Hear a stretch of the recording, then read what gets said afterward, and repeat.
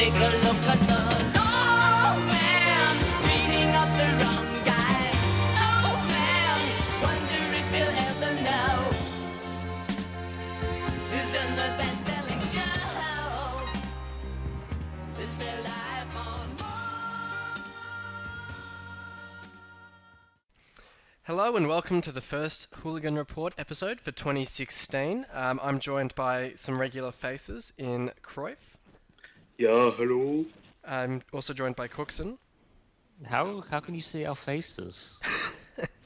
Well, I've got the familiar pictures that Skype gives me of each of you, and I've also got Bojan on board. Hi guys. So we'll kick things off looking back at the last set of Premier League fixtures, which seem like quite a while ago now, and we'll just run through them briefly. It was good to see, well, both of your sides got wins, United and Arsenal. We'll start with the United win against Swansea. Honest question, how long has it been since United have scored 2 goals in a match? Was it the West Brom game? I don't know. Everton, maybe? Oh, the 3-0 against Everton, maybe, yeah. Or there was that 2-0 against West Brom. Yeah. Regardless, it was a good win for you guys after they got a goal back. And Rooney getting on the score sheet's always a positive. So how did you guys see that one? Well, it's the same old story about United games. First 20 minutes, starts out well, don't score a goal, pass. The side doses of passing, then more passing, a bit more passing, some more passing. Martial then actually does something entertaining, for a 20-year-old coming in. And then Rooney somehow managed to score quite an impressive goal. Quite an impressive goal, yeah. Taking him clear second for most goals in the Premier League. And clear for United goal scoring record as well. Yeah. That's a disgrace. Absolute disgrace that he's passed Dennis Law. Not been near him. No, Shocking. really. He was very good until maybe a season or two ago, and he had a lot of ability and talent. He's been a bit Dennis patchy. Law's goal scoring record is so much better. And Dennis Law's a Ballon d'Or winner. That's probably the difference. Different class. But for the game, yeah, Trutti's spot on. Just pass. Give it to Marshall and go on, mate.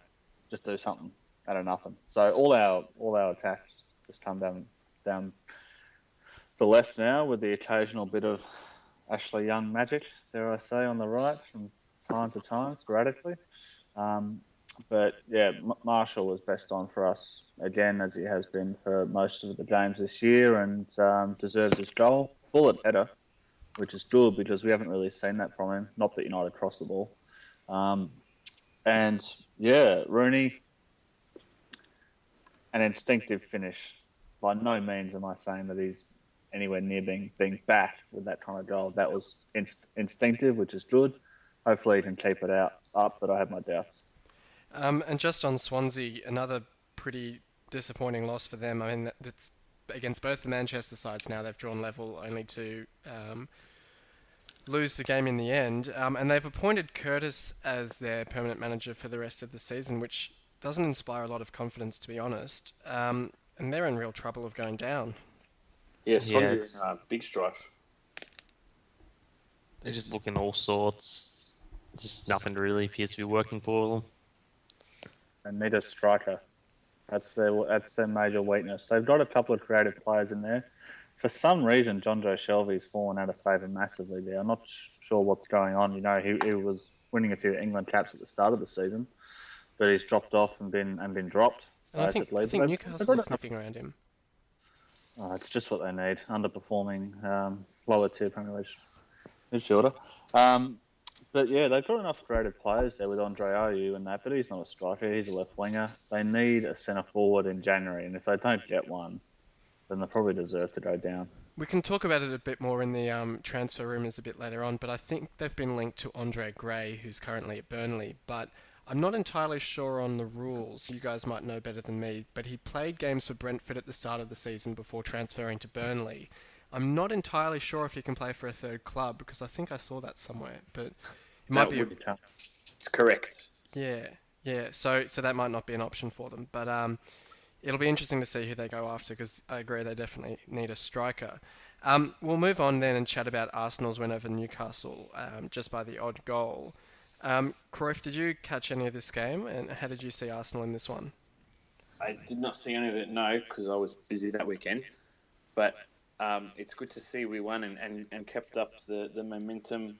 And we're 2 points clear now, which is a handy buffer to have. But by all means, we've got our work cut out for us. And if the Newcastle performance is anything to go by, we definitely need to be sort of getting rid of those performances and really beating teams convincingly. Did either of you guys see this one? No. I think it was I saw possibly it. on the same time as the United game. It I'm was not actually sure. on the same time, yeah. So it was I saw Koscielny scored for the 1-0 win. Yeah, this is probably the game that gives a bit of belief that Arsenal can go all the way in the title. And when the reason for that is that they got played off the park by Newcastle. You wouldn't think that would happen, but Newcastle really should have won this game. But these are the games that title winners win. When they're not Exactly. playing well and they're a bit tired and they And you manage still to, win. manage to steal a goal. So, yeah, good win for Arsenal. Potentially a title winning style. Do you boys think that Arsenal can lift the trophy? No. Why? Because it's going to reach February. Arsenal have always been on top come February. Then for some reason they usually get a lot of injuries at the same space, and they just lose ridiculous games. This Not was a game really, that they- not really, they because would've- the strong part of our season comes from January onwards. Well, this Yeah, would have but- been a game that Arsenal would have lost in previous years, and they didn't. It's still probably a little bit too early because you'd have to say that City, despite underperforming significantly, they've got the runs on the board. They've got that title-winning pedigree. So I'd still class them as favourites, and I think their upside is higher than Arsenal's. But Arsenal's got to take. They need to be given credit for their consistency this year. And you got to remember, we've had a lot of key players out for large portions of the season. So is everyone, mate. It's everyone. Sergio Literally Aguero, every- half the season, he's the best striker in the comp, maybe the best player in the comp. Aguero is certainly looking back to his form. Yeah, but look at the quality of City's side and the depth they have, and then look at the quality of Arsenal. Yeah, but does City really have that much depth that you really think? I think they've got better depth than us. Yeah, it's just this season though. It's hard to predict because every club has been injured. Like most of Liverpool teams has their own ward in the hospital. Let's be honest. In a normal Premier League season, Leicester would not be anywhere near first. That's just what's happened. And without trying to gloat, I think a few of us did say that Leicester would drop off, and I think someone on this podcast who may or may not be the host said that they could win the Premier League. I did. I'd probably still stand by it, but their form in the last few games has been quite worrying. As I said, You know what's interesting is that we said, I think both SM and I said, if Vardy stays fit and keeps firing, then they can win the league. And you know what? Vardy's injured. Exactly. But didn't I and maybe others say that if Vardy or Mahrez goes down, they're in trouble? I think Yeah, most people well are done. saying Sure, that. and no one's obvious. denying that. They've already. Yeah. Sorry. Well, it's just literally for every team. Is this like Arsenal's had? Who have Arsenal had? Like Welbeck, Sanchez. Coquelin, Cazorla, Walcott. I mean, even United's had Blind out, centre backs out, Shaw's injured. Jones. Phil Jones has managed to somehow get injured. He could probably get injured taking a shit. Rooney has unfortunately been fit, so yeah. It's just every club has had big issues for some reason in this Premier League season. And that's the thing that we talked about last podcast, which was that it's interesting that this season, I think the longest winning streak is 4 games, because it really highlights the fact that it's a very unpredictable league this season, and the bad sides are doing well and the good sides are doing poorly, and it's a very unpredictable league this season. You've got Chelsea starting to pick up points, and we'll chat about them in a second, but It'll be interesting with sides now getting those injured players back, with Aguero back, Sanchez, Cazorla coming back soon. Cazorla's out for the season. Is he? I thought he was back in Yes. March. No, he's out for the season. Oh, okay. Coquelin's due back in March. Okay. Well, even so, I mean, with getting Sanchez back as well soon, or he's back now, I think. It'll be interesting with What sides is getting their players Cazorla? back. What has Cazorla got to be out for another 5 months? He's torn ligaments. In his knee? Yes, I believe so. I think initially he was out till March, so I think he did ankle ligaments. He's Okay. he's out for the season. When he's back, he'll be 31. jeez. Well, we'll move on and chat about another club that's had a lot of injury issues, which is Liverpool, and they lost 2-0 to West Ham, meaning that West Ham did the double over them for the first time since black and white TV, I think. We'll chat a little bit more about Liverpool with the League Cup and the FA Cup fixtures as well, but Klopp has obviously expressed a bit of disappointment about the congestion of fixtures lately, perhaps suggesting that's part of the reason for so many injuries for them. But there's also been a few stats about the distances they've been running under Klopp versus Rodgers, contributing to the hamstring injuries they've had in particular. I was watching, I think it was the FA Cup game between Villa and Wickham, and one of the commentators was talking about how the Wickham players wore GPS devices to determine how tired they were. And it seems like such a trivial thing, but clearly helps their players avoid soft tissue injuries. You would think surely the bigger clubs use a similar sort of system to determine if players are getting tired. So what would your guys' explanation be for why Liverpool players are getting injured so often? I think it's because they've gone from the system about possession and all this stuff, and they've gone now to Pressing. pretty much a system where they have to run a shitload. I mean, and the fixtures build up. I mean, 1 day breaks, 2 day breaks consistently throughout.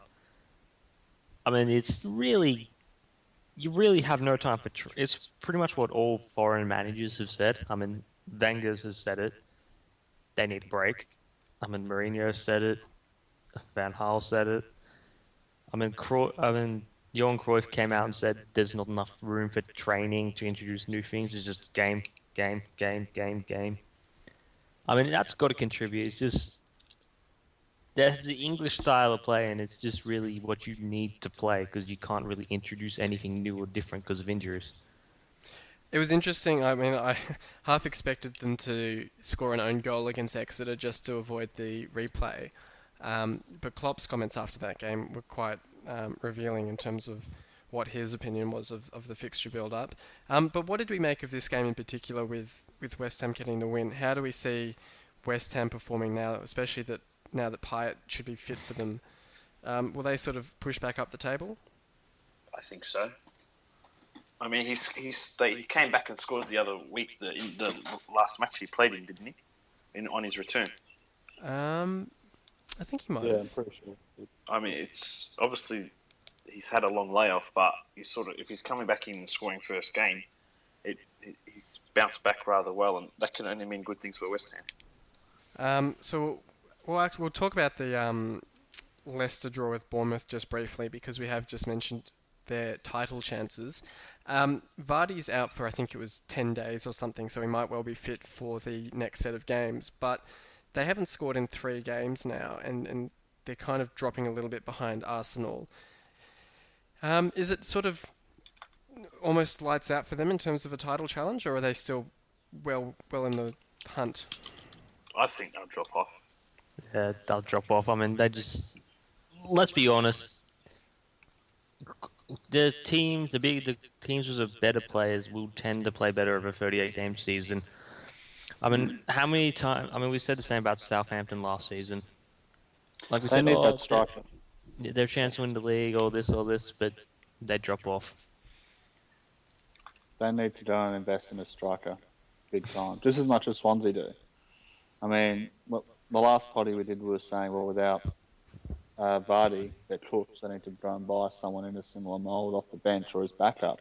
They haven't got that. Otazaki's a potato. Kramaric can't do the game, so he must be terrible. Ujoa's no good. He's a target man that can't finish. So they really need a quick striker. they can't be 100% reliant on Vardy and Mahrez at some stage. They're going to get injured and miss games. Demarai Gray will be an interesting one for them, who signed the other day from Birmingham. He's more of a winger than a striker, but he has a lot of pace. And I wonder in some way if he's been brought in as depth for Mahrez and a potential Mahrez replacement if he's going to get sold in the summer. But he adds an interesting dimension for them if he can come on and perform well as he did last season for Birmingham. Or he could even play up front at a pinch. Yeah, I'd assume so. Yeah. But he plays on the left-hand side, I'm pretty sure. Rather than does he? the right. Okay. For some reason, Yeah. I thought he was a right winger. Pretty sure. But he is left-footed. Right. No, left. So I guess he could play on the other side. Sorry? And then the next game of significance was Aston Villa's loss to Sunderland 3-1. Which this was really the game that Villa needed to win if they were going to have any sort of faint hope of survival. You would think they're now 11 points from safety, or 12 points really with goal difference, and you've got to say, I mean, give it another game or two and they're pretty much done. Oh, Villa have been done for a while. They've just crap team, crap football. Haven't really done anything useful in the Premier League. I mean, it just eventually builds up, and they haven't really been. Their owners haven't really invested that much in, so... Someone said today, and made a good point, that Villa are Derby-level bad, and I don't think that's an unfair call at all. No, well, Derby got 11 points for the season, didn't they? The season that they set that record. Villa are obviously only 3 points off that, but they're not playing much better, I wouldn't think. You could throw most of the top 6 of the Championship into the Premier League in their place, and I would suspect that they would do better with their current squads, and that's how bad Villa are going. I would suspect. They're a chance to do your kind of Bolton style back-to-back, I think, relegation. Yeah. They're a big chance to do that because they'll have to sell, the guys. I mean, there's no way that Jordan Ayew's hanging around to see that much. And Micah Richards, Grealish. Agbonlahor. Agbonlahor's meant to be off this window anyway. I think Guzan will go. Yeah, I mean, most of their better players will probably go. So they're in real danger. I mean, the hallmark of the Villa for years has been their academy, but I think outside of Grealish, I haven't really seen any of their kids come through. So they probably need to get back to basics. And as one of those clubs, if they can stay up in the Championship, this might be actually a good thing for them to clear out the crap in that club, of which there is plenty, similar to Sunderland in that regard, and then come back up stronger, build through the youth system. Well, the risk is that's sort of what Wigan did, where they survived in the Championship for a season and actually made the playoff semi-finals, I think. But then were relegated the season after that, because you sort of have that delay where the parachute payments sort of help you maintain some of those players who can push you back up. But then after that, if the club aren't going to make the investment, and you'd have to hope with the Benteke money that they can make some sort of investment, but the signs are pretty grim for them. Well, I did hear an interesting theory, so I'm interested to hear your view on this. And the view was you basically sell everyone that's worth something in January, and you go into the Championship and basically try and buy quality Championship players who might be good enough to play in the Premier League.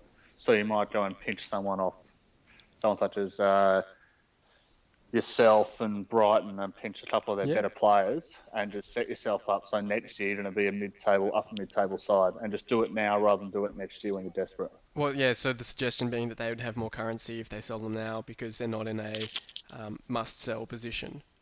They'll all have relegation release clauses, and they'll all be worth, butter all. So, and they're all on high wages, so anyone that can't be sold will just sit there. And when Tal Ben Hayim, when Portsmouth were in League Two, and he was still, cashing $40,000 a week checks. Yeah. That's not what you want. Well, it'd be an interesting one, and the only thing I'd say about that is it's a decent strategy to take. But Championship clubs these days aren't poor by any means either. I mean, you've got Derby spending a hell of a lot of money on just strikers, let alone the rest of their squad. You've got Borough who signed Stuart Downing for $15 million or whatever it was. Fulham spending $12 million on Ross McCormack. all sorts of clubs in that league. Leeds, who are starting to look okay, and they've brought in a couple of players. All sorts of clubs in that league actually have a decent amount of money behind them. So it's the sort of league where spending money doesn't necessarily guarantee you a top 6 place, let alone promotion. But I mean, I agree. That's probably their most plausible strategy for getting out of the championship, because I can't see them getting out just with some grit and determination, which, as their supporters have pointed out, their players seem to be lacking at the moment. Definitely. Well, one club that does seem to have turned it around is Chelsea, who managed a 3-0 away win to Palace in probably the result of the round, to be honest, because I think they'd only won one away game for the season before that against West Brom. So it was a pretty terrific performance for them, and Willian, Costa and Oscar all performed pretty well. So how did you guys see this one? Well, surprisingly, Chelsea managed to win. I mean, Willian's probably been their best player all season, undisputedly. Hazard's been very terrible. I mean, but yeah, it's a good win for them. It's always good to see a bottom 6 club turn the tide, come up against a giant of the Premier League, and rolling. In a London derby, no less, yeah. In a London derby, well, after such a poor season, the manager must have come in there and said, "All right, come on, lads. This is your FA Cup final, yeah. This is your FA Cup final. Today, you've got to fight, and to be better than they pulled it out." So it'll be interesting to see if they're too tired to get up for next week. I can't remember if it was on this podcast or somewhere else where the topic of Willian was raised, but his currency must be sky high at the moment, because he's shown this season that he is exactly the sort of player you would want in any side, where he isn't money hungry or whatever you want to say, where when the going gets tough, he puts his head down and he gets to work. He doesn't sulk and he doesn't kick his feet up like Hazard and Costa and Fabregas and others have done. So he must be very chuffed with his season so far. So he should be, with the way he's been going. Yeah, absolutely. Well, there's a bloke that Bayern Munich signed this summer called Douglas Costa, and I think if you swapped Douglas Costa for Willian, there'd be no difference. So he's at that level. He could go and play for Bayern Munich. That's what I'm trying to say. Yeah. I'm glad you actually clarified that, because I had no idea what you meant.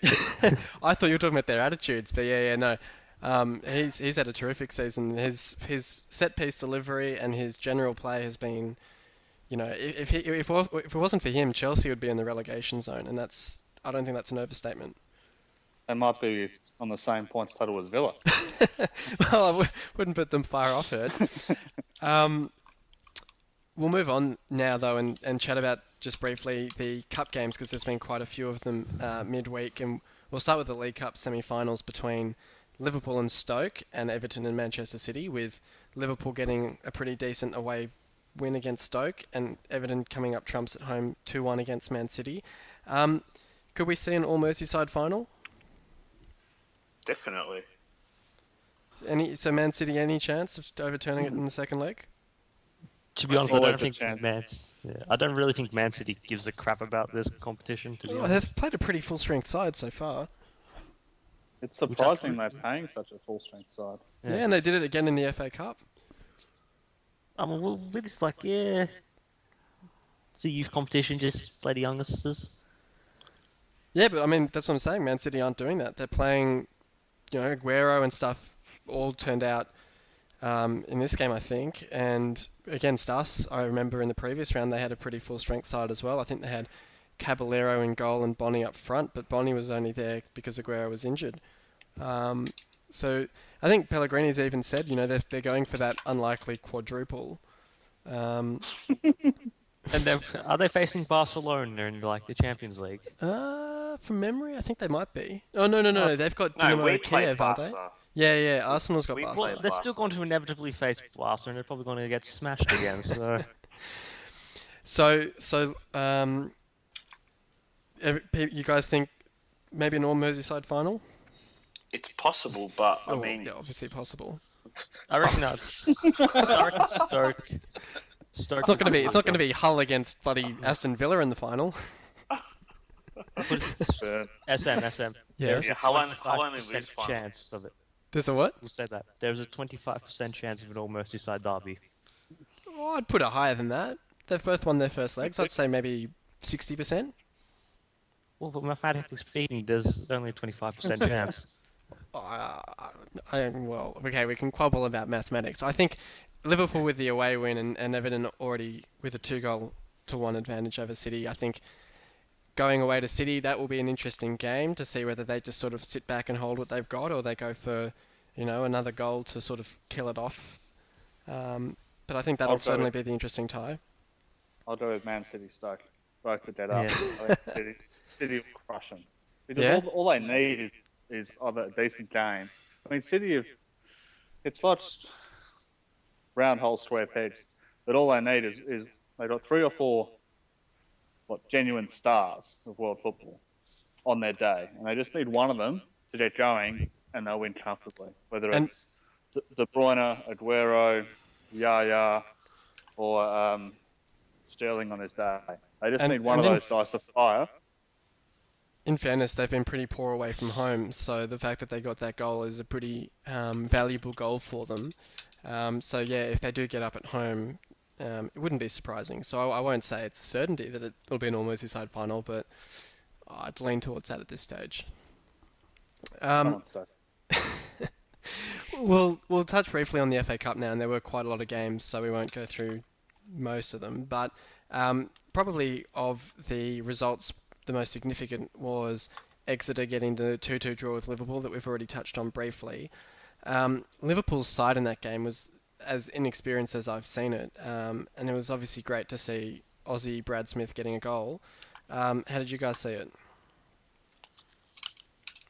In terms of just the result? Decent result for Liverpool. For the side Liverpool fielded and the injuries they have, it's not the worst case scenario. Next leg's at home, isn't it? The return leg. Yeah. Yeah. So it's great for Exeter. Well, yeah, but it's not that bad for Liverpool either. They should be able to get over Exeter at home. Oh, you would think so, but it was interesting that Klopp said that he was going to field a similarly experienced side. So, quite honestly, I mean, it could be quite a close game again. So that'll be interesting. Should be a close game. Did you see the Oxford belting Swansea this morning? No, I didn't say that, but it was interesting that Roof did quite well for them because he's a player that's been linked for quite a while for us. We've been scouting him for a little while, so good to see him doing well against Swansea. That's probably the biggest upset, wasn't it? Yeah. Definitely. They League One? League Two, I think. Yeah. First time they've been past the third round since 1999, I think. So they can party like it was 1999. Waiting to United use that, good. weren't you? So yeah, no, it's a great result for Oxford. And I think the draw is going to be tomorrow morning our time, so that'll be interesting. United just scraped past Sheffield United with an injury time penalty. And it's a pretty decently full-strength United side in that one. And they still couldn't win convincingly. There's just something wrong with the tactics. I mean, just play how we dominated. Well, if they've got the best left back in the Premier League, I mean, what's the issue? Oh, I've been waiting for that to come out. The issue is he's he's just injured. injured. But no, mate. the thing is, though, injury the thing troll. The thing is, though, when last season, how we had City, Spurs, Liverpool games, we played a basic 4-3-3. So why are we doing all this complex stuff? I mean, just put Schneiderlin at the base of the midfield, have Herrera and Schweinsteiger next to him, have Martial on the left, Young on the right, put Bruni in the middle. I mean, it's not rocket science. We're trying to do all this advanced algebra to get 1 + 1. Just pass the ball forward. Just pass the ball forward. Stop passing sideways. You can't score out from the wing. But pass it up to the forwards. Get the wingers supporting him. This whole side-to-side rubbish. I finally cracked SM. Vitriol. He can piss off, take his philosophy, and go and retire in Portugal for all I care. We've got to get back to, I don't care about United drawing or losing games, but not this way. You're actually try and score goals. This is something that I'm going on a bit of a tangent here, but like Matt Busby, Sir Alex Ferguson, This is something that's been ingrained at Manchester United for 50 years, and this flod comes in and tries to change it. Tell us what you really think. Full meltdown no. mode. Stop passing the ball sideways. Just get it forward. Have a shot on target. Maybe in the first minute. That'd be fantastic for a game. Try kicking the ball a bit. It was really interesting because clearly Van Gaal was worried for his job. I can't remember who it was against, where you started Martial up forward and Rooney on the bench, and that still didn't seem to work. I mean, that's the sort of tactic where you think he's really worried about losing his job. He's really kind of going for it. He's going to throw his philosophy aside and try and attack because he knows that's what the fans want. And this is his solution. He's going to play Martial as that out-and-out striker, and it still didn't work, and he still doesn't seem to have actually adjusted his tactics at all.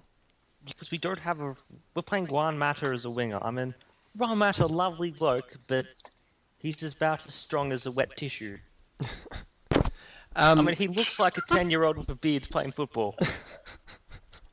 He's got no pace. Honestly, I love him, but he's slow as hell. Yeah. United's game plan has been really quite simple for for whole of Ferguson's reign. Is you get 2 lightning quick wingers, you get down to the byline, you cross it in, you got a big centre forward that heads in the bloody goal. It's really not that hard. 2 lightning quick wingers. What was David Beckham? He was quick enough. He got to the byline. He was the best crosser of the ball of all time, mate. So maybe you can get back in your box. Well, before we get into too much of it, Ronaldo flying down the wings, crossing the ball into Van Nistelrooy and the like, headed in, and then we play counter-attack football as well with that, using speed, and moving the ball forward quickly. How did I watch this rubbish? Well, before we get into too much of a meltdown, we'll move on to some of the other results. What do you mean? Before we get into it, I think we're well into it. I'm trying to recover here, Cruyff. We can't get out of it. One person showed attacking intent in that game. One person, Memphis. He just got on. He said, "I'm going to have a shot from 25 yards." Bronx cheers. He did it twice. Another cheer. He goes into the box to try and create something. What happens? A penalty. You attack and things happen. Well, Me surprised. Another team that attacked quite often and made things happen was Eastleigh at home against Bolton, and the only reason I'm bringing this one up is because Eastleigh are the last remaining non-league side in the competition, and in a very almost predictable way, they did take that lead against Bolton, who are absolutely dreadful at the moment. Bolton were able to rally late and get a draw. Good result for them because now they get to go off and play at Bolton and hopefully boost a bit of gate revenue for them. Potentially televised in a replay for that one. But the other surprising result, in a sense, was Burnley going to Middlesbrough and winning 2-1. Surprising because Burnley played a pretty weak side, and Middlesbrough hadn't conceded at home in any competition since they played Everton in the League Cup. So that's maybe a month ago. So incredibly impressive for Burnley there. And then finally, Hull managed to get a 1-0 win against Brighton, fielding a pretty second-string side. And the notable nature of that one is that Robert Snodgrass scored his first goal in, I think, about 16 months. So great story for him, managing to get a goal. Any other... Because he's been injured, or he's just a poor player? That's an injury trial. Wondering. He's been out for 13 months with an ACL, or a dislocated kneecap. So great to see, and he ran over and celebrated with the medical staff. So great for him. Any other games of significance you guys wanted to mention? Not that I can think of, personally. Will Chelsea draw a non-Premier League side in the next round? We'll find out tomorrow morning. We'll find out tomorrow morning. Yeah. Yeah, but they never get Premier League sides. You just beat a League One side, so not much different for you. I'm being serious. Go back and look. Chelsea never draw Premier League sides. Ever. Interesting. We'll have a hunt through that. But for now, we'll move on and preview this week's Premier League games starting Wednesday morning. Actually, they're all at 6:45, so there's no early game. Aston Villa up against Crystal Palace. Any hope that Aston Villa get a point or a win out of this one? Well, Palace dropped points to Sunderland, and I believe they actually lost. So who knows if it will happen against Villa as well. Cookie? Oof. No, Palace 3-0. So, I mean, another big destroying week there, Sam, because Palace are going to absolutely tear Villa a new one. And they're going to win 4-0 and bloody flog them. Palace have a few injuries, though, at the moment, which will make it a bit interesting. And I think Pardew's in the market for a new striker because, of course, they need another one.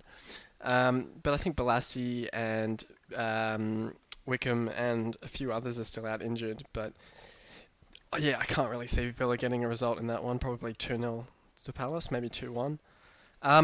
Bournemouth have just signed Benik Afobe, who Cruyff would know quite well from his spell at Arsenal, for £10 million from Wolves. So a big splash of cash from Bournemouth there, obviously, to replace Wilson, who went down injured earlier in the season.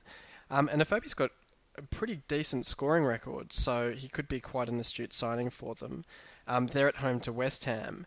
Now, in the reverse fixture earlier in the season, this was a classic where I think Bournemouth won 3-2, I think it was. So how do you guys see this one? We'll start with Cruyff. Could go either one of three ways. Either side could win, or it could be a draw. West Ham would be up for it, but I wouldn't be surprised if Bournemouth came away with its 3 points, particularly being at home. How about you, Cookie? No, I'm feeling West Ham 2-0. Yeah, I mean, it'll be an interesting one. West Ham, if Pyatt's playing and he's back in form, should do a job. But yeah, I might go for a 2-2 draw as well. The next game is United away to Newcastle, and surely you guys get the points there, though Rob Elliott's been pretty good for them. Start with Bojan for that one. Surely we get the win against this mob. No, we're putrid, man. But I think we'll have enough. I think I can see Rooney going to the box and then A lot of sideways passing. No, Mata on the wing. Mata on the wing, Rooney terrorising defenders with his speed. Shut up, idiot. Rooney running to the box, massive swan dive, no contact, penalty, 1-0. Cookie? I see a lot of boring passing, just pass. Yes, that sounds familiar. Then Bit I more see passing. someone going into the box, which will probably be Martial, because he's the only one who actually understands what the word attack means in a dictionary. He will do something magical, and he will score a hat-trick. Or, most likely, we'll lose, and he'll get sacked. That's what I'm hoping. Either way, it's a win-win. I hope you guys win so he stays on. I'd love United to win so Van Gaal Scrappy hangs around a 1-0 bit win. more. But that means These Bojan melts are absolutely magnificent. They're better than the Liverpool melts. What about a Reminds Newcastle me of- last minute win? Oh no, just wait. There's still you- another thing. Louis Van Gaal bumps his head. He suddenly thinks it's 1990. He suddenly thinks, Five. all right, time, let's play attacking football. We come out and we blitz everyone and we win the league. Treble. Win FA Cup. Dream Europa. on. Positivity. Bosses hashtag. This last 18 months, does this remind you of Arsenal from 2005 to 2013, where you just competed for the fourth place trophy every year? So, mate, it must have been a pretty tough 8 years. Well, you know what? We got through it in the end, though. We've won back-to-back FA Cups. We're on track to the 3-peat. I mean, we don't have a manager who's a complete donkey and looks like a trout. We don't play sideways football. Which is true. I mean, we're top of the table. We're in a much better position than Manchester United. So, I mean, the past is the past. It's done. We should be focusing on the present and the future. And right now, Arsenal are presently ahead of Manchester United. I don't know if it's the roast potatoes I had with dinner, but I can taste a lot of salt at the moment. So we'll move on. We'll move on to chat about Chelsea at home to West Brom. Chelsea seem to have their groove back. I mean, we've talked just before about their win against Palace, where they looked quite good. And I could probably see them getting past West Brom as well and starting to move back up the table. How do you see it, Cookie? Willian to score, Hazard to not score, and crack a strop to go to Madrid. Cruyff? Chelsea look a bit revitalised under old Hoos. I think they'll get the job done over West Brom at home. There's the most Apparently, bizarre. no. Well, just wait. Apparently, Costa and Oscar had a bit of a handbags moment on the training ground. Was it over who's more of a soft rock or? Isn't it? Wow, Because Costa really looks like he's mad. dead at the moment. You are really mad. Wow. I think the most bizarre transfer rumour during the week, and Yeah. it's about Chelsea, so it's on. So they're going to let Loic Remy go on loan in January. To Now Swansea? Costa's half fit. Falcao, I don't even know where he's gone. They just got Bamford, like an 18, 19-year-old back from loan, and they're down at Crystal Palace. Who are they going to play up front? The blokes haven't been scoring goals all year. Granted, they probably got more goals than United this year. In fairness, still. Costa's starting to look alright again lately. I think he scored in his last 2 games. 50% fit, apparently. So Right. if they're going to let probably, well, outside of the last 2 games, there are only 4 that look much chop go on loan. It'd be an absolute disaster if Costa got injured, like properly injured. I've apparently but I- heard that. Oh, sorry, Brian. So I reckon that Chelsea, 1-0 seems likely. Well, apparently there's a rumor though. Oh, are we doing a transfer thing after this? Yeah, we'll do transfers after I this. don't know what to talk about then. It's Man City at home to Everton. So interestingly, it could be a preview. Well, it is a preview of the second leg of the League Cup. Aguero certainly looks to be back in form. He scored a cracking goal in the FA Cup. If you guys saw it against Norwich. So he'll get injured in this game then. City to win in this one. What do you think, Bojan? Comfortably. 3-0. Easy win for City. I'm going Okay. 3-2, but Lukaku to get a double. And Cruyff? Well, I think City will do it, being at the Etihad. Everton have dropped a bit recently, and their defence has looked a bit leaky. And when City get going attacking, they're incredibly hard to stop, and I think they'll knock a few past Everton. However, big Rom Lukaku will be very hard to stop at the other end, and might give the City defence quite the runaround. I was going to say, I mean, he has really emerged this season. I mean, he's had a few quite prolific seasons leading up to this, so it's not as if it's out of nowhere, but he has certainly emerged as a top-class striker this season. I wouldn't say he's world-class or anything monster. like that, but he's looking very, very good. Imagine waking up to him in your bed. Yep. Well, his girlfriend probably does that. I'm pretty sure he's the youngest Premier League player to 50 goals. Yeah, I think I saw Yes, that. correct. And it was That's correct. interesting, he scored his 50th goal for Everton in his 100th appearance, and I think it was the same round, or maybe the next round, that Giroud scored his 50th goal for Arsenal in... I can't remember how many appearances it was, but it was quite a few more than Lukaku. And I think someone on the board had mentioned the comparison that Lukaku was on his way to being as good as Giroud, and you'd have to say, surely he's already better. I mean, he's scored more Premier League goals at a younger age, and he's scoring more consistently than Giroud. He's imposing. Jesus, imposing. But I'm not... Sorry, Cooksen, you go. I was just gonna say, just the only way really you could say Giroud is better than Lukaku is that Giroud is better looking. He's Oh, but probably a he's lot- got the- he's, But I love Lukaku's dreads. He's got great locks. I was going to say though that I think Giroud cops a lot of unfair criticism for just in general. Really, I mean, he does have his low points, but I think what he adds to a team is incredibly. Oh, he's a incredibly great good. striker. And I think he's underrated in the air. Oh, People know absolutely. he's good in the air, but I don't think people realise how good he is in the I air. seem to. Was he recruited at the same time as Shamak? No. There was 2 strikers, because Giroud came in with another striker, I thought, and he was almost seen as the second fiddle. I'm trying to think who it was. I thought it was Shamak. Maybe it was... Or was it Jovino? Podolski, maybe? Maybe it was Podolski who I'm Yeah. thinking of. I can't remember who it was. But there was somebody who was scoring a lot more goals to start with, and Giroud was almost seen as the second fiddle. And I seem to remember he's been kind of underrated ever since he's been at Arsenal, really. But he's certainly looking quite good. Was it because now, but he Danny was training Welbeck for or years. Theo Walcott? I can't remember who it was. No, I don't think it was. It wasn't Walcott. But the next game is Southampton at home to Watford. Watford have looked a little bit off the pace lately. Igalo didn't score against Man City for probably the first time in about 6 or 7 games. But I'd back them in against Southampton. How do you see this one, Cruyff? Well, Southampton, I mean, they pumped us and then they got done to West Ham, so they're a bit up and down at the moment. But Watford, I wouldn't be surprised if they came away with the win. How do you see this one, Cookie? Probably see a 1-1 draw.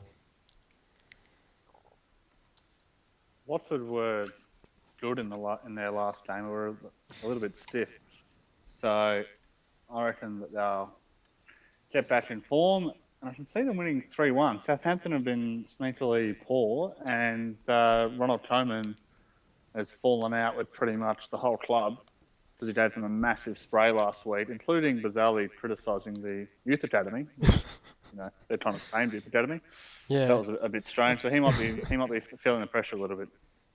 And I think he's had a bit of a strop with, in particular, Wanyama and Sadio Mane about presumably the fact that, I mean, it would make sense given what you were saying, Bojan, about saying to Mane that he could leave in January, and then he seems to have turned around and said no one's leaving. So I can understand why those players would be a bit upset. So I think, it'll be a very interesting January for that club as to where they go for the rest of the season. Stoke at home to Norwich is it's not a hugely interesting game, I wouldn't say, but might have a few goals in it. How do you see it, Cookie? Nah, Stoke winning. Yeah. I mean, Stoke have been playing pretty good. They have a great side. They can score goals. I mean, Shaqiri's come out and pretty much blasted Inter Milan and Roberto Mancini about saying, Stoke is a much better club. That was quite funny to read. That was gold. Oh, look, Shaqiri's just a man after my own heart after what I was saying in pre-season. I think I was saying something pretty similar. Yes, but I don't really think he was saying... I don't think he was saying, Roberto Mancini took us to the mountains in order to get faith healing. Which did butter all. It's amusing how Stoke City have more as a larger medical staff than Inter Milan. I can't get my head around that. I think Italian football slid a long way, which I think is unfortunate. Yeah, I think the money isn't there as Inter much. Milan can't afford physios. No, I'm not saying that, but it is odd though, I guess, looking at it that Stoke have more physios than a club of Inter size. Yeah, and I mean, not thinking about it literally, but I mean, Stoke might have a much more advanced medical setup than Inter, for instance. They might be putting a lot more money into it than Inter would be. They might have a better youth academy setup now. They might have a lot of other things because of the money in the Premier League. What's happening is Manchester United have earned all these clubs' money. If there was Barcelona, La Liga TV deals, here's how it would go: United, Chelsea, Arsenal, Liverpool, Spurs, City would be somewhere at 20th, because let's be honest, nobody gives a shit about City. What's this for? He's saying if it was set up in England like it is in Spain. Yeah. And I mean that's fair enough, but it's just the money. I mean, apparently the lowest ranked Premier League side. Yeah, it's gonna be ridiculous. It's over 100 million. Much. His clubs with more money than the Premier League sides: PSG, Bayern Munich, Real Madrid, Barcelona, maybe Dortmund. Yeah. It'll be and it's crazy, and you see this season we've got players leaving Roma for Bournemouth. You're getting players linked from Monaco to Bournemouth, and you've got Shaqiri moving to Stoke, and it's just going to get crazier and crazier. Didn't Watford or someone sign a Iturbe from Roma? Well, no, Iturbe went to Bournemouth in the end, but he Bournemouth was linked did, to yeah. Watford. Yes. And apparently, Al Sharari's coming to the Premier Leicester? League. Yeah, I mean, from Monaco, which is bankrolled by a billionaire, to Leicester. Yeah, but in all seriousness, and I only jokingly bring up Leicester because Leicester, out of all of those smaller clubs, would be the least crazy for a big player to move to if Leicester were to get Champions League, because then the players are moving to a Champions League club. They're not a Champions League club in the sense that they make it every year consistently, but players would be able to move to that club knowing that next season they get Champions League football if that's where Leicester finish up. So it wouldn't be as crazy to see players moving there for that reason. Yeah, but that didn't work for Liverpool. Sure, but I'm saying if Liverpool had attracted top-end talent, you wouldn't say, oh, that's strange that they're going to Liverpool. But they tried going for Sanchez and all that, and they failed. Yeah, well, I mean, Leicester's clearly a nicer city to live in than Liverpool. Well, undoubtedly. I mean, Frank's But better than Liverpool. we'll chat more about transfers in a second, but we'll just get back to the league matches. And we've got Swansea at home to Sunderland in a pretty do-or-die match for both clubs, really. Rather stick a fork in my eye. Four I'd rather points watch separating United them. play. 4 points separating them. Yeah, it kind of reeks of a 0-0, to be honest. I think both clubs will be too scared to lose to try and win it. This will be the Louis van Gaal's definition of pornography. Just huge passing, no goals. Yeah. I'm So- finally a game less boring than us. Do any of you think there'll be goals in this one? Maybe Might a be few an own own ones. Yeah, not an exciting prospect. What is an exciting prospect is the next one, which is at 7 o'clock on the Thursday morning, I think, between Liverpool and Arsenal. Promises to be a cracking game if last season's games are anything to go by. And Arsenal look like they should be able to do the goods against Liverpool again. How do you see this one, Cruyff? We've got a decent record at Anfield, aside from when they pumped us that 5-1 2 seasons back. We have quite a solid record there, but Liverpool tend to show up against the bigger sides. I think it'll be a draw, to be honest. We should win based on form and With their whatnot, injuries, surely. and with the injuries, but I think it'll be a draw. Is Cooksen? Sanchez back? I don't think so. No, I'm still going to back Arsenal to win. I mean, they're just in good form. Just get a nice, simple 2-0, 3-0 away victory. Play some good defensive football. Nothing with Arsenal is simple. After Bellerin's form in the Cup, I wouldn't mind him getting a few assists or a goal in this one. Always seems to In weigh with fantasy players I haven't... team? Yep. Always seems to weigh with my fantasy players. They'll do well in the Cups or in Europe and not actually do well where it matters for me. But yeah, hopefully he can get a goal. He got a goal last season. Is Coutinho playing? I think he's injured, but I'm not sure on that one. Oh, that's true. Yeah, Who's I think fit for Liverpool? Arsenal. Juno? This does kind of smell if Coutinho was fit. This does kind of smell a lot of the kind of game where he'd score two from 30 yards to make up the fact that he doesn't do anything else for the next 10 games. But if he's out, they're in trouble. Yeah, I think Arsenal in this one.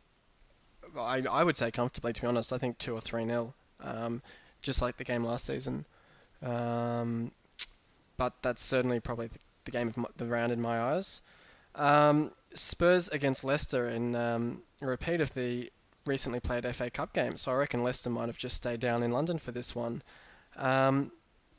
Pretty interesting game on paper, really. I mean, second against fourth. If Spurs win that one, they're only 1 point behind Leicester all of a sudden, and really making ground on a top 4 spot. So how do you see that one, Bojan? I'm really hoping for a 1-1 draw here. The reason for that is that Jats and the Spurs fans are getting so cocky, it's not funny. I swear, the way that Go Pups and JD post, it's like they've been perennial champions and are just having a poor season. So hopefully they both get brought down a peg with a 1-1 draw. Cruyff? I think I think Spurs will win, and quite comfortably at home too. I think Spurs probably will win. I mean, they're just probably... Well, the Spurs will probably start getting a bit better, building up for them a rare title charge. Disappointing no stab it there, Cruyff, letting your team down. I mean, I don't particularly like Spurs, but I think the squad they have currently and the way they've been playing, you can't really fault them. I mean, it's hard to criticise them. They've done quite well. They were unlucky to lose against you guys on match day 1, but they've really lifted and Kane found his feet again, and they're performing quite well. Yeah, I mean, I think I'm going to tend towards it being a draw as well. I think 2-2, just like the midweek game. Just it seems like the game where Leicester will sort of break their duck, so to speak, with the 3 games without scoring, and yeah, I think it'll be a bit of a. It could be an end-to-end game, to be honest. I mean, both sides will be going for the win in that one, so certainly will be interesting to watch. We'll move on then and chat about any transfer rumours that we haven't already discussed. So I'll open the floor to you guys because I haven't really seen anything of too much interest. But have you guys heard any interesting transfer rumours? Felipe Anderson to United. That's the big I one have going seen that around. one. Yeah. 50 million Hopefully euro. not. Sure. I mean, Hopefully he not. could Bojan, just be another. is he a good sideways passer? No, he's not. He actually gets the ball on the outside, knocks it past them, burns them for speed, Oh, cuts in and he'd has be a a shot. terrible You're basically terrible buying signing. Memphis Depay from last year. I was going to He- say. I mean, he he- seems he- just he- like No another pitch, Depay. and he plays the same position. He'd be a terrible It's the most signing for ridiculous. United then. Yeah. All right, ha ha ha. Yeah. We actually need a striker. That's the big problem. The fact that papers who bring up all this rubbish every 6 months can't put 2 and 2 together and say, well, you're not actually scoring goals. They have heaps of wingers. Maybe they need a centre forward. Yeah, well done. Yeah. So we need a striker. The fact we haven't been linked to one is bizarre. The big one for me. Weren't you linked to the- Lukaku briefly? It's for Wasn't it- summer stuff. Wasn't there Yeah, some that's paper not- talk about him snubbing United? Not summer stuff, maybe. No, that's- But Memphis is a that's, friend of Lukaku, so ancient Memphis would just say, hey, come to United. Lukaku would be like, yeah, let's do it. They dominate. We win trophies. Everyone else cries. Parker would actually, I think, be great at United. He wouldn't be great with Van Gaal though. That's the problem. Well, maybe- the sideways maybe- passing doesn't mean anything with Van Gaal. Yeah, but who's great with Van Gaal? Yeah. Well, Messi. apparently, Bojan, Leicester, a day ago, Real. papers were saying Romelu Lukaku will snub United and he wants to move back to Chelsea. But I mean, it's rubbish. But just saying that you have been linked to him. Why does he want to move to the Championship? So the big one for me was Saul Niguez, who plays for Atletico Madrid, 21-year-old holding midfielder, very, very talented, sort of 24 million euro release clause. Schweinsteiger's 31, Carrick's 34, perfect. Bring him in, nice and cheap, pay him heaps. I don't care. Makes way him too and- much sense for me. Him and Herrera are the future. Exactly. It makes so much It's sense. far too logical. Can you believe that Niguez and Oliver Torres both have 24 million euro release clauses? I'm surprised that no one's tried to pry them out of there because they're two of the best young midfielders in world football. So, quite strange. Cruyff, have you heard anything about the Egyptian that you've apparently been linked to? I'd heard that was pretty close to a done deal at some stage, but I haven't heard any progress on it. Mohamed Al Neni, Yeah, that's the one. Yeah. yes, the Egyptian box-to-box midfielder. Salam alaikum to any Arabic listeners we have. Sorry for diverging there. All I know, it should get done, but Arsenal and transfers are never smooth sailing, so it'll probably get wrapped up on 11:59 on January 31st. And he'll probably have a buggered knee and be out for the rest of the season. Sounds typical Arsenal. So, I mean, it should get done hopefully by this time next week. It'll be complete, but I guess we should have to play the waiting game for now. We've been linked to Needs a Gareth World Bale Cup, again. I think. What was that, Bojan? I think El Nini needs a work permit, and that's a 2-week hold up. That's- He's already yeah. taken his medical. If he's taken his medical, clubs don't usually let their players don't take medicals until fees are agreed and all that kind of paperwork's done. So that'd be surprising. But I'm hoping that with all this money coming in, we start seeing some kind of Crystal Palace offer 100 million for Cristiano Ronaldo and Bale rumours start to come in. But I think we might have to wait till next January for that. It'd be ridiculous for Madrid to sell Bale. Absolutely ridiculous, I think. I'm waiting for the rumours that some of those clubs are going to try and pinch Chelsea players. Because quite honestly, I mean, now would be the time to go after a Hazard, or maybe not a Hazard, but someone of that ilk who's underperforming at Chelsea and might have less currency, for a club like a Palace or a Stoke to throw ridiculous money at Chelsea and see if they'll buy it. That's No, what Bayern better? Munich. Why- Bayern Munich why- would. But I've heard Bayern Munich will be in for Hazard. they don't need Hazard though. I guess no, they don't need him. Well, but Ribery's permacroc now, I and guess if they Robbins will be 32. yeah, but he doesn't seem to slow down. But I guess Ribery, yeah, I thought Douglas Costa played on the left, but No, I guess it's all right. yeah, if they splash money, if Munich offer a big fee for Hazard, I think that might be plausible. I think it'd be Isn't stupid to move to Madrid. Isn't there some close relationship between Zidane and Hazard? I'm Yeah, 99% apparently. sure. I think True. Hazard is his favourite player. Well, he's in the right position, Zidane. We'll probably start to wrap up there. So, were there any closing thoughts from you guys? The three-peat is on. Until you get us in the next round, we'll knock you out. Sideways passing, I love it. Bojan or Cookie? United for the title Melts, charge. Was that Sweet. Bojan? Sorry for the melts. You're never sorry. Oh, don't be sorry. It was very entertaining. Also, I think I'm going to be the only person who's actually excited when Faith posts. There's logic for this. Hear it out. She is before me in the draft some of the times, well, half the time. Which is, I see her post, I'm going, yeah, it's my turn, but it's not, because she's shit posting. See, So I stop got that. tagged into that, and I didn't actually get to join it because I was in a place with very little reception. But I'll have to What, suss out what Brisbane? that's all about. No, I was on Morden Island. I had no reception for about 3 days. Didn't you notice me Not not? the same as Brisbane? Didn't you notice me not posting at all? No, I didn't. No, didn't miss me. Anyway, thanks for coming on, boys. Thank you for having us. No worries. Thanks, mate. And thank you everyone for listening in. Until next time, I hope your side wins. And until then, we'll see you on the forums.